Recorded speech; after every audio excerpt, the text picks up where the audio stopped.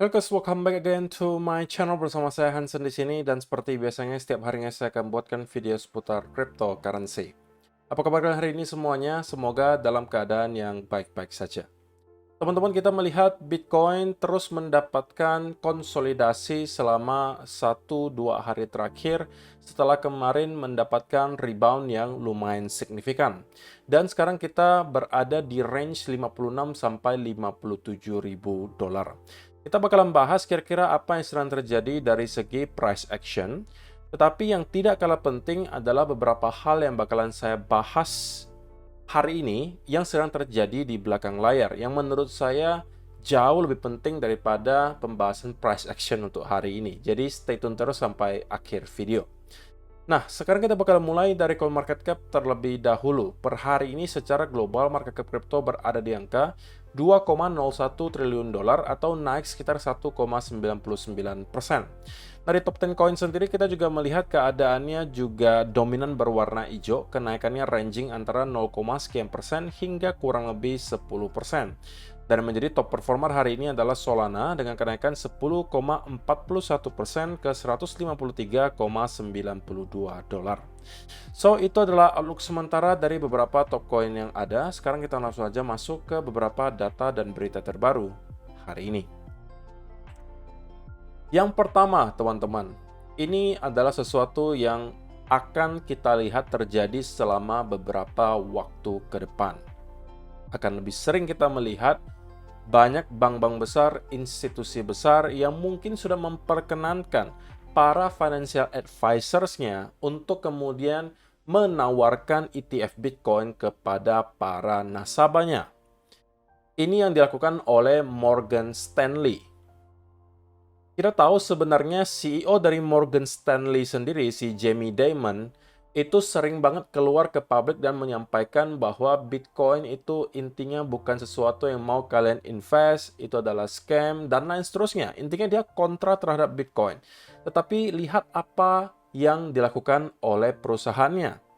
Morgan Stanley's 15,000 advisors to start pitching Bitcoin ETFs from tomorrow. Jadi para penasehat keuangan yang bekerja di Morgan Stanley sekarang diperbolehkan untuk menawarkan ETF Bitcoin kepada para nasabahnya. Apakah itu tidak bertolak belakang dengan apa yang disampaikan oleh CEO-nya? Maka dari itu teman-teman selalu disampaikan bahwa lihatlah apa yang mereka lakukan, bukan apa yang mereka katakan. Karena kalau sekedar kata-kata itu mungkin bisa dimanipulasi. Tapi kalau misalnya kita sudah melihat faktanya justru mereka memperbolehkan para advisorsnya untuk menawarkan Bitcoin ETF, ya berarti harusnya logikanya mereka tidak kontra terhadap Bitcoin. Tapi kenapa CEO-nya menyatakan hal seperti yang sudah dia sampaikan berkali-kali sebelumnya bahwa dia kontra terhadap Bitcoin intinya? Ya bisa jadi karena untuk menebarkan FUD gitu ya, supaya orang-orang jualan Bitcoin-nya, supaya Bitcoin harganya drop, dan kemudian mereka bisa membeli dengan harga yang lebih murah.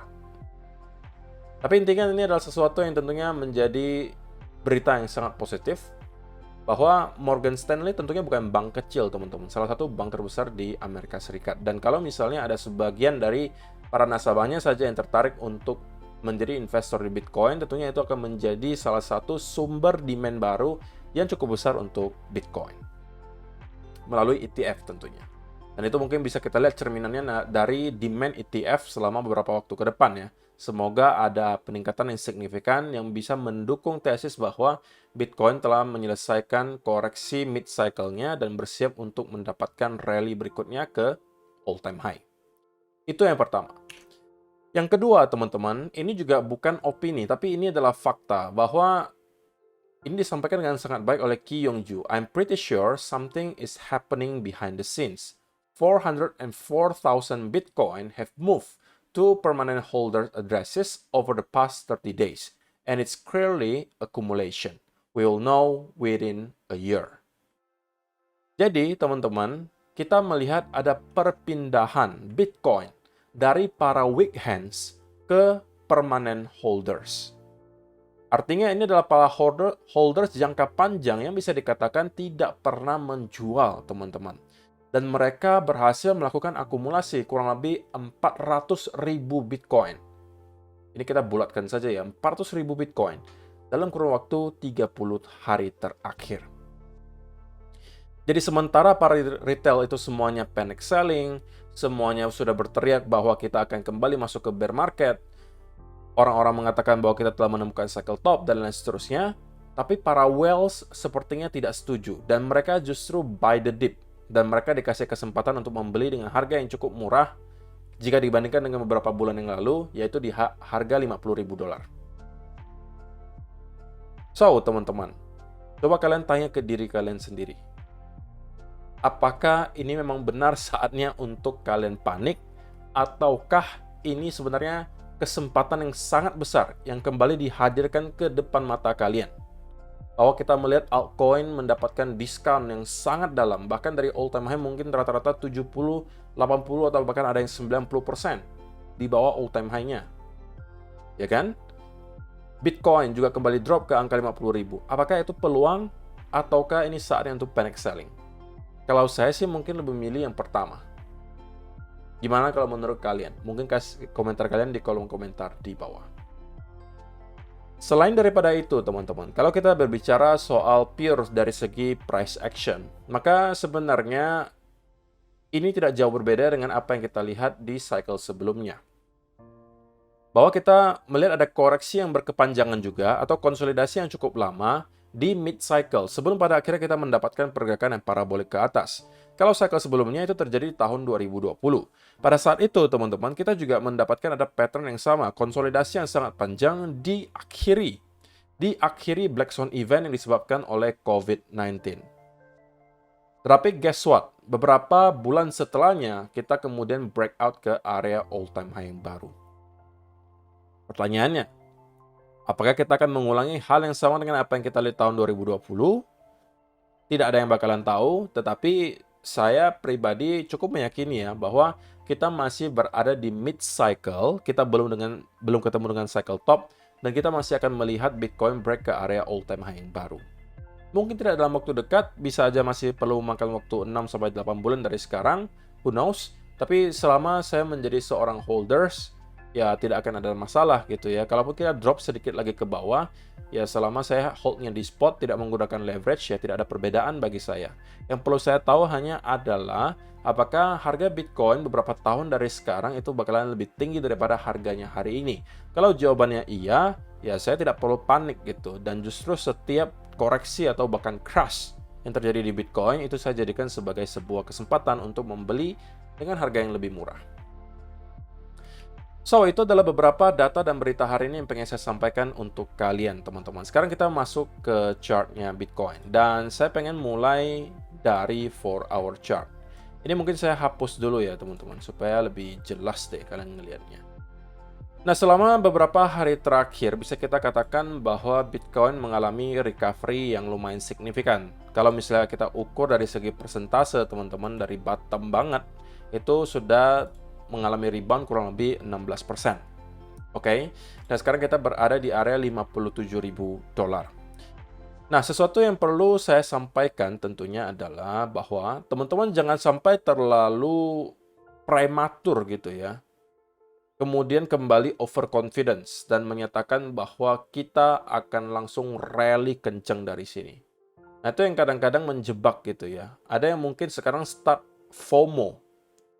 Karena mungkin melihat Bitcoin atau altcoin kesayangan mereka itu mengalami rebound yang signifikan. Mungkin altcoin ada yang naik 20-30% dalam beberapa hari terakhir, ada yang naik 40-50%. Saya tahu itu bisa men-trigger sesuatu di dalam diri kalian gitu. Mungkin ada sedikit yang FOMO dan merasa, aduh, masuk nggak ya sekarang gitu ya. Takutnya nanti malah tiba-tiba ngeroket lagi gitu.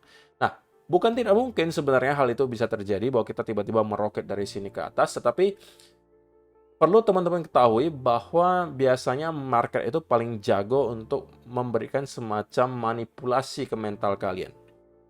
Ketika kalian merasa lagi FOMO banget, itu justru biasanya adalah area local top atau justru memang sudah merupakan cycle top. Kalau kita bicara time frame lebih besar gitu ya.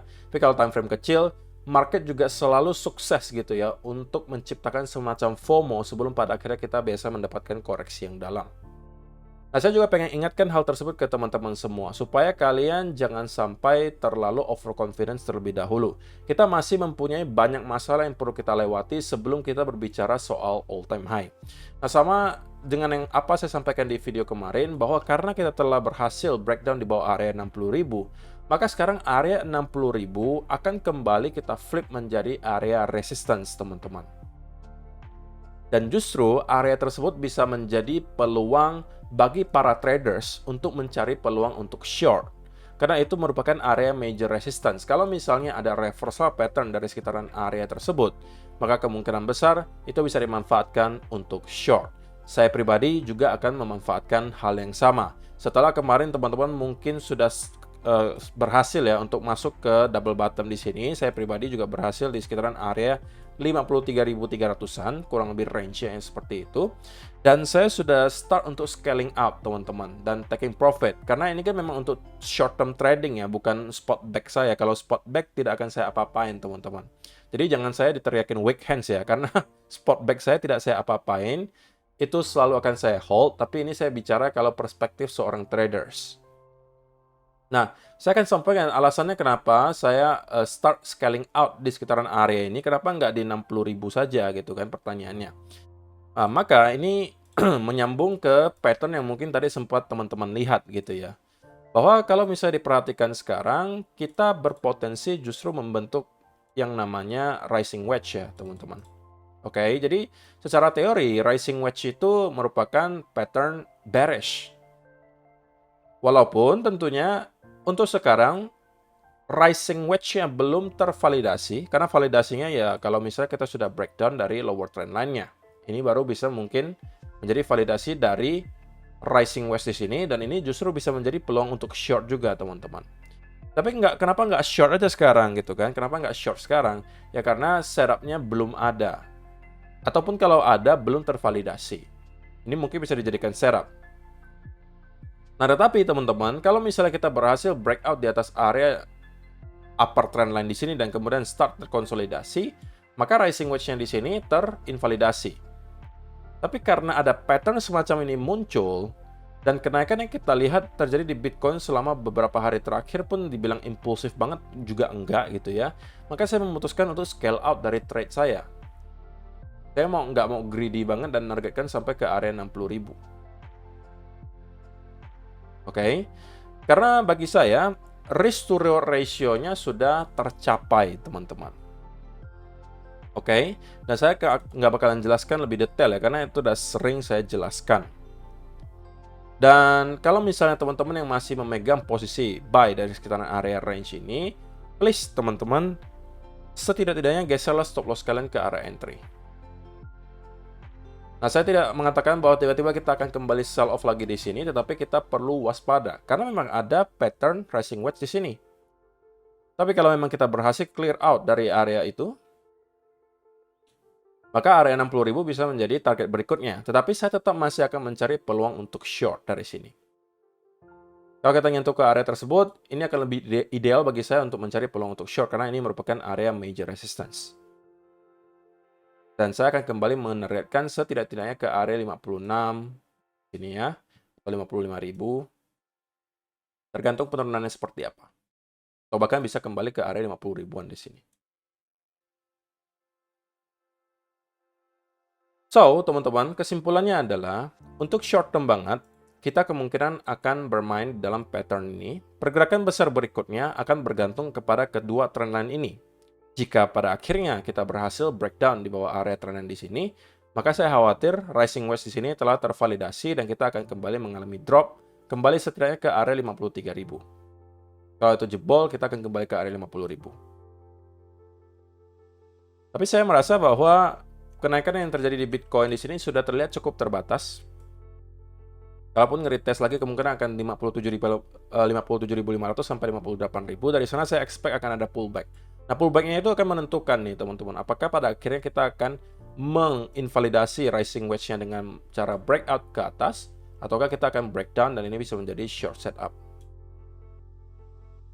Nah, Karena hal tersebut juga lah, karena saya melihat ada rising wedge, ada potensi kita mendekati area major resistance, maka saya scaling out dari trade long saya di Bitcoin. So, itu ada alasannya. Teman-teman tidak perlu mengikuti. Kalau kalian merasa memang kita akan menemukan bottom di sini dan terus akan breakout ke atas sampai ke 70.000, by all means hold aja, terserah kalian gitu. Tapi ini cuma saya sampaikan apa yang saya lakukan.